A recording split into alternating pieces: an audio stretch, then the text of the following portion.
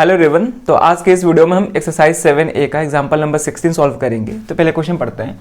Question है ABCD is a quadrilateral and PQRS are the points of trisection of the sides AB, BC, CD and DA respectively and are adjacent to A and C. Prove that PQRS is a parallelogram। ठीक है, तो इस figure में हम देख पा रहे हैं कि ABCD ये एक क्वाड्रिलेटरल है, ठीक है, और पॉइंट PQRS ये पॉइंट ऑफ ट्राइसेक्शन है। अब पॉइंट ऑफ ट्राइसेक्शन किसको बोलते हैं तो ध्यान से समझेंगे यहाँ पे।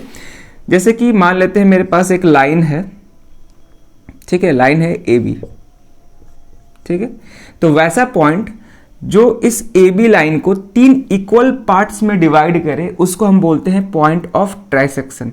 तो इस लाइन पे टोटल पॉइंट ऑफ ट्राइसेक्शन कितने होंगे तो दो होंगे, ठीक है, एक ये होगा एक ये होगा, यानी कि ये दोनों पॉइंट जो है इस लाइन को तीन इक्वल पार्ट्स में डिवाइड कर रहा है। जैसे हम लोग पॉइंट ऑफ बाइसेक्शन भी पढ़े हैं, बाइसेक्ट करने का मतलब होता है दो इक्वल पार्ट में डिवाइड करना। जैसे मान लेते हैं मेरे पास एक लाइन है AB और हम इसको अगर बीच से यानी कि इक्वल पार्ट में दो इक्वल पार्ट में डिवाइड कर रहे हैं तो उसको हम बोलते हैं पॉइंट ऑफ बाइसेक्शन बोलते हैं। तो ये पॉइंट दो इक्वल पार्ट में डिवाइड कर रहा है तो ये क्या होगा, पॉइंट ऑफ बाइसेक्शन होगा। लेकिन इस क्वेश्चन में ये जो PQRS जो है ये चारों पॉइंट ऑफ ट्राइसेक्शन है, यानी कि ये पॉइंट गिवन लाइन सेगमेंट को थ्री इक्वल पार्ट्स में डिवाइड करेगा। यानी कि ये जो P पॉइंट है AB लाइन सेगमेंट पे है, यानी कि P पॉइंट AB को तीन इक्वल पार्ट में डिवाइड करेगा। हालांकि दो पॉइंट ऑफ ट्राइसेक्शन होता है एक लाइन पे, लेकिन यहाँ पे एक ही पॉइंट ऑफ ट्राइसेक्शन दिया गया है, ठीक है। यानी कि ये जो P पॉइंट है AB को 1:2 रेशियो में डिवाइड करेगा। अगर ये पूरा ध्यान से समझेंगे, अगर ये पूरा को हम 3 मान रहे हैं तो यहाँ 1 पार्ट होगा और ये 2 पार्ट होगा, ठीक है, 2 पार्ट होगा। आ रही बात समझ में? चलिए, ठीक है, तो समझ में आ गया होगा कि पॉइंट ऑफ ट्राइसेक्शन किसको बोलते हैं, पॉइंट ऑफ बाइसेक्शन किसको बोलते हैं, ठीक है। अगर ये 1 पार्ट है तो ये भी 1 होगा और ये भी 1 होगा, सबको अगर ज्वाइन कर देते हैं तो टोटल ये AB कितना हो जाएगा, 3 हो जाएगा, ठीक है। चलिए, क्लियर है यहां तक। अब क्वेश्चन में आगे दे रहा है कि ये जो पॉइंट ऑफ ट्राइसेक्शन है, चारों पॉइंट ऑफ जो ट्राइसेक्शन है वो पॉइंट A और C के एडजेसेंट है। एडजेसेंट का मतलब होता है अगल बगल, ठीक है। अगर हम चाहें तो इसी फिगर को ऐसे भी बना सकते थे, ठीक है, अगर हम चाहें तो इसी फिगर को हम ऐसे भी बना सकते थे, ठीक है। ये मान लेते हैं पॉइंट A है, ये B है, C है और D है। अब हम चाहें तो पॉइंट ऑफ ट्राइसेक्शन को ऐसे भी कर सकते हैं, ये हो जाएगा PS और यहाँ पे हो जाएगा Q और R, ठीक है।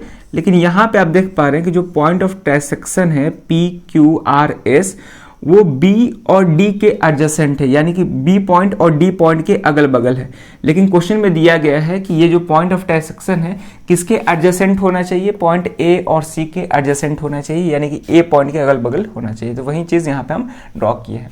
हमें प्रूफ क्या करना है, फाइनली हमें प्रूफ करना है कि ये PQRS ये जो फिगर दिख रहा है, ये जो क्वाड्रिलेटरल दिख रहा है, इसको पैरेललोग्राम प्रूफ करना है, ठीक है, पैरेललोग्राम प्रूफ करना है। तो किसी भी क्वाड्रिलेटरल को पैरेललोग्राम हम 3 तरीके से प्रूफ कर सकते हैं, ठीक है। जैसे मान लेते हैं मेरे पास एक क्वाड्रिलेटरल है, ठीक है, मान लेते हैं मेरे पास एक क्वाड्रिलेटरल है और इसको पैरेललोग्राम प्रूफ करना है। तो 3 तरीके से हम प्रूफ कर सकते हैं। कैसे?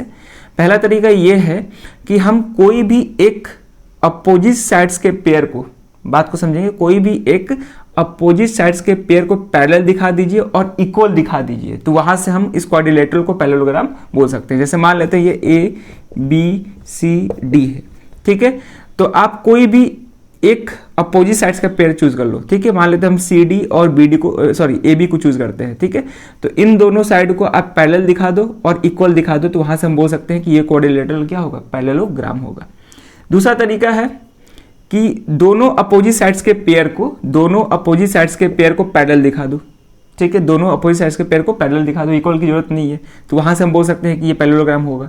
और तीसरा तरीका है कि दोनों अपोजिट साइड्स के पेयर को इक्वल दिखा दो, ठीक है, तो वहां से भी हमें क्या मिल जाएगा, ये मतलब पैरेललोग्राम प्रूफ कर सकते हैं, ठीक है। तो 3 तरीका होता है जिससे हम क्वाड्रिलेटरल को पैरेललोग्राम प्रूफ कर सकते हैं। तो यहाँ पे हम क्या करेंगे, इस क्वेश्चन को सॉल्व करने के लिए हम जैसे कि अपोजिट साइड्स के पेयर को हम पैरेलल प्रूफ करेंगे, ठीक है। इस क्वेश्चन को सॉल्व करने के लिए हम क्या करेंगे कि अपोजिट साइड्स के पेयर को हम पैरेलल प्रूफ करेंगे।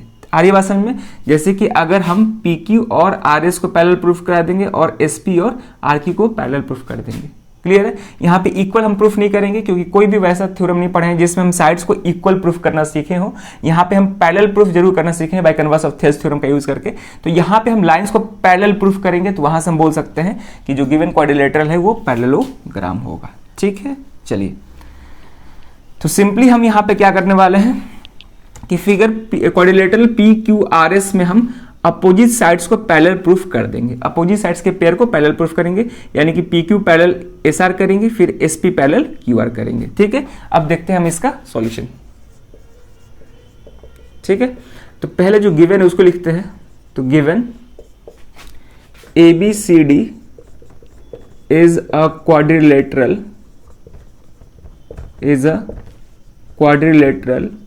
in which P, Q, R and S are the point of trisection।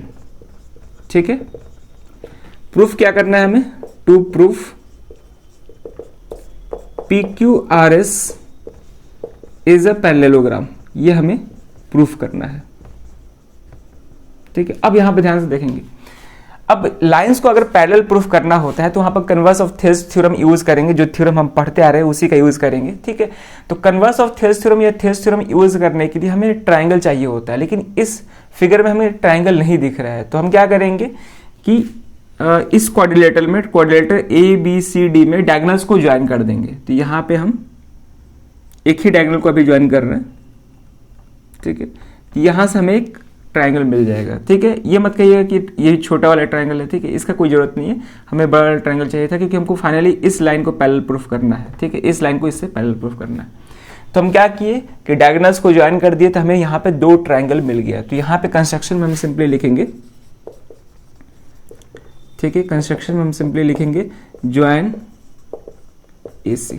ठीक है, AC हम यहाँ पे ज्वाइन कर देंगे और उसके बाद हम प्रूफ देखेंगे। ठीक है, तो पहले इतना नोट कर लीजिए, उसके बाद हम इसका प्रूफ देखते हैं। अब हम इसका प्रूफ देखते हैं। ठीक है, तो प्रूफ पार्ट करते हैं। तो यहां पे हम क्या करेंगे कि PQ को हम AC के पैरेलल प्रूफ करेंगे, फिर SR को AC के पैरेलल प्रूफ करेंगे, क्योंकि डायरेक्ट हम इसके पैरेलल प्रूफ नहीं कर सकते हैं। तो SR को AC के पैरेलल प्रूफ कर देंगे। तो अगर हम दोनों लाइंस को AC के ही पैरेलल प्रूफ कर देंगे तो हम बोल सकते हैं कि PQ भी SR के पैरेलल होगा। ठीक है, तो यहाँ पे हम पैरेलल लाइंस को प्रूफ करेंगे, तो कन्वर्स ऑफ थेल्स थ्योरम का यूज करेंगे। ठीक है, तो पहले हमको ट्राइंगल कंसीडर करना होगा। तो पहले हम इस ट्राइंगल का बात कर रहे हैं, ट्राइंगल ADC का बात कर रहे हैं, इसका बात कर रहे हैं। ठीक है, तो लिखेंगे इन ट्राइंगल ADC। ठीक है, अब यहां पे समझेंगे कन्वर्स ऑफ थेल्स थ्योरम, मतलब किसी भी लाइन को पैरेलल प्रूफ करना है तो कन्वर्स ऑफ थेल्स थ्योरम का यूज करेंगे। तो कन्वर्स ऑफ थेल्स थ्योरम का यूज करने के लिए हमें पहले ये चेक करना होता है कि वो लाइन जो इंटरसेक्टिंग साइड से उसको सेम रेशियो में डिवाइड कर पा रहा है कि नहीं। तो यहाँ पे हमको SR को AC के पैरेलल प्रूफ करना है। तो पहले हमको ये चेक करना होगा कि ये जो SR है AD लाइन सेगमेंट को और CD लाइन सेगमेंट को सेम रेशियो में डिवाइड कर रहा है कि नहीं। ठीक है, यहाँ पे हमको पहले रेशियोज को इक्वल प्रूफ करना होगा, तब हम कन्वर्स ऑफ थेल्स थ्योरम लगा सकते हैं। ठीक है, अब यहाँ पे ध्यान से देखेंगे, ये जो पॉइंट S है ये पॉइंट ऑफ ट्राइसेक्शन है। ट्राइसेक्शन का मतलब इस AD लाइन सेगमेंट को 3 इक्वल पार्ट में डिवाइड करेगा। तो ये एक पार्ट हुआ और ये बाकी का बचा हुआ 2 पार्ट हुआ। अगर यहाँ पे एक और पॉइंट होता तो टोटल 3 पार्ट हमें दिखता है, 1 2 3। जैसे कि मान लेते हैं एक और पॉइंट यहाँ पे होता है तो टोटल 3 पार्ट होता है, 1 2 3। लेकिन यहाँ पे ये पॉइंट नहीं है, तो ये एक पार्ट हुआ, तो ये पूरा क्या हो जाएगा, 2 पार्ट हो जाएगा ना, एक और एक मिलके 2 पार्ट हो जाएगा। यानी कि S जो है AD लाइन सेगमेंट को 1:2 रेशियो में डिवाइड कर रहा है। हम बोल सकते हैं कि इस पॉइंट जो है AD लाइन सेगमेंट को 1:2 रेशियो में डिवाइड कर रहा है। तो यहां से हम बोल सकते हैं अगर ये 1 पार्ट हुआ तो ये पूरा यहां से लेकर यहां तक ये 2 पार्ट हुआ। आ रही बात समझ में? ठीक है, तो यहां से अगर हम रेशियो लेते हैं AS/SD का, ठीक है, या फिर DS/A से लिखते हैं, कुछ भी लिख सकते हैं। अगर हम DS/SA का रेशियो लेंगे ये 2/1 हो जाएगा, 2/1 हो जाएगा। अगर हम AS/SD लेते हैं तो 1/2 होता। क्लियर है यहां तक? चलिए, उसी तरह यहाँ पे देख पा रहे हैं ये जो R पॉइंट है ये भी 1:2 रेशियो में डिवाइड कर रहा है, ये 1 पार्ट हुआ, ये 2 पार्ट हुआ, तो यहाँ से हम बोल सकते हैं dr अपॉन RC, ये भी क्या होगा 2/1 होगा। तो यहाँ से देख पा रहे हैं कि ये दोनों रेशियो आपस में इक्वल है, तो therefore ds upon SA equal to dr upon RC। ठीक है, यानी कि पॉइंट S और R साइड AD को और CD को सेम रेशियो में डिवाइड कर रहे हैं और वो रेशियो क्या है 2:1 है। तो अगर सेम रेशियो में डिवाइड कर रहा है तो by converse of Thales theorem से हम बोल सकते हैं कि SR will be parallel to AC। ठीक है, तो यहां पे हम लिखेंगे कि therefore by converse of Thales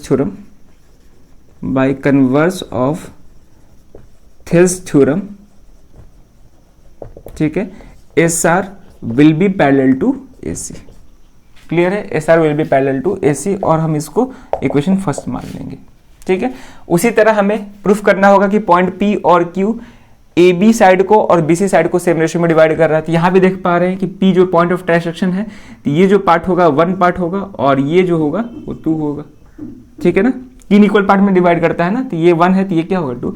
उसी तरह ये 1 होगा तो ये पार्ट जो होगा ये 2 हो जाएगा। ठीक है, तो कौन सा ट्राइंगल ABC, तो यहां पे लिखेंगे इन ट्राइंगल ABC, यहां भी अगर रेशियो लेते हैं हम, ठीक है, ट्राइंगल ABC, तो यहां भी अगर रेशियो लेते हैं तो BP अपॉन PA, तो ये क्या हो जाएगा 2/1। उसी तरह BQ अपॉन QC लेते हैं तो ये भी क्या हो जाएगा 2/1। तो therefore BP upon PA equal to BQ upon QC। यहां भी हम बोल सकते हैं कि therefore by converse of Thales theorem, ठीक है, यहां से हम बोल सकते हैं कि PQ will be parallel to AC, और इसको हम 2 लेट करते हैं। ठीक है, तो यहां पे देख पा रहे हैं कि यहां पे SR पैरेलल टू AC है और यहां पे PQ पैरेलल टू AC है। तो अगर दोनों लाइन PQ भी इसके पैरेलल है, SR भी इसके पैरेलल है, तो ये दोनों भी आपस में क्या होगा पैरेलल होगा। तो यहां पे हम लिख रहे हैं सिंपली, यहां पे लिखेंगे कि from equation first and second we can say that, ठीक है, यहां से हम बोल सकते हैं कि PQ पैरेलल टू SR। ठीक है, तो हम क्या किए कि एक pair of opposite sides, one pair of opposite sides को हम पैरेलल दिखा दिए। अब हमें SP पैरेलल टू RQ करना है, तो यहां पे क्या करेंगे कि अब हम B और D को ज्वाइन कर देंगे और जस्ट जो हम यहां पे प्रोसेस किए थे वही प्रोसेस यहां पे करेंगे। तो B और D को ज्वाइन करके हम SP को उससे पैरेलल दिखाएंगे, RQ को BD से पैरेलल दिखाएंगे, फिर दोनों आपस में पैरेलल होगा। जैसे हम ये किए हैं उसी तरह BD को ज्वाइन करके हम करेंगे। आ रही बात समझ में? तो पहले इतना नोट करिए, उसके बाद हम आगे इसको समझाते हैं। जस्ट वैसे ही BD को अब ज्वाइन करके हम SP को RQ के पैरेलल प्रूफ कर सकते हैं, जैसे हम यहाँ पे AC को ज्वाइन करके SR को हम PQ के पैरेलल प्रूफ किए थे। तो यहाँ पे हम सिंपली लिखेंगे सिमिलरली, बस इतना लिख देंगे। ठीक है, अब उसको करके दिखाने की जरूरत नहीं है। Similarly by joining BD we can prove SP parallel to RQ।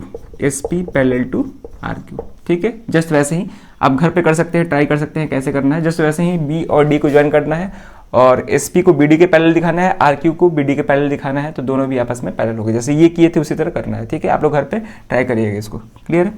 तो अब SP भी इसके पैरेलल हो गया, तो लिखेंगे लास्ट में hence PQRS is a parallelogram. ठीक है, तो यहां पे हम दोनों अपोजिट साइड्स को पैरेलल प्रूफ करके हम इस क्वाड्रिलेटरल को पैरेललोग्राम प्रूफ किए, हेंस प्रूव्ड। ठीक है, यही हमें करना था, प्रूव्ड हो गया। आगे बात समझ में? तो यहां पे हम कन्वर्स ऑफ थेल्स थ्योरम का यूज करके इस क्वेश्चन को सॉल्व किए। क्लियर है? तो होप कि इस क्वेश्चन में कहीं भी किसी किस्म का डाउट नहीं होगा। अगर कहीं भी कोई डाउट लगे जरूर आप उसको कमेंट करिएगा। तो इस वीडियो में क्वेश्चन रखते हैं, अब मिलते हैं नेक्स्ट वीडियो में नए क्वेश्चन के साथ। Thank you.